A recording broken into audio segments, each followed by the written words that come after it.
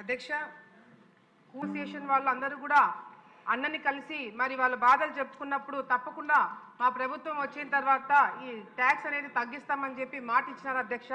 మాట ఇచ్చిన ప్రకారం ఈరోజు ఈ గ్రీన్ ట్యాక్స్ తగ్గించడం అనేది కూడా వాహనదారులందరూ కూడా చాలా సంతోషం వ్యక్తం చేస్తున్నారు అధ్యక్ష.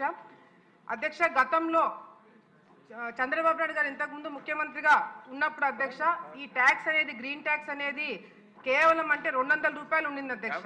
ఈ 200 రూపాయల నుంచి వైసీపీ ప్రభుత్వం ఎప్పుడైతే అధికారంలోకి వచ్చిందో 200 నుంచి 20,000 వరకు ఈ ట్యాక్స్ పెంచడం అనేది వాళ్ళ మీద భారం పెంచడమే కాకుండా వాళ్ళ జీవితాలను కూడా మరి ఈ వెహికల్స్ ని కూడా సీజ్ చేయడము, ఈ ఫిట్నెస్ సర్టిఫికేట్ లేదని వాళ్ళు ఇబ్బంది పెట్టే కార్యక్రమాలు గత ప్రభుత్వంలో చాలా కంప్లైంట్స్ చూడడం జరిగింది అధ్యక్ష.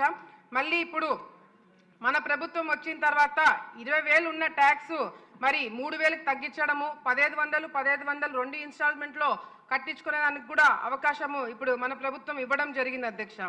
2018-19లో అధ్యక్ష ఈ ట్యాక్స్ కలెక్షన్ కేవలం 5 కోట్లు ఉండింది అధ్యక్ష.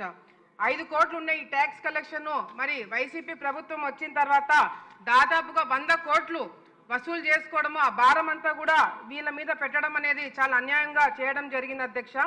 మరి సరుకుల రవాణా, లారీలు, వ్యాన్లు, ప్రజా రవాణా, బస్సులు, మినీ బస్సులు 7 సంవత్సరాలు ఫిట్నెస్ సర్టిఫికేట్ తీసుకున్న టైంలోనే కంపల్సరీగా మరి ఈ హరిత ట్యాక్స్ కూడా కట్టాలని చెప్పి కూడా చెప్పడం జరుగుతుంది అధ్యక్ష.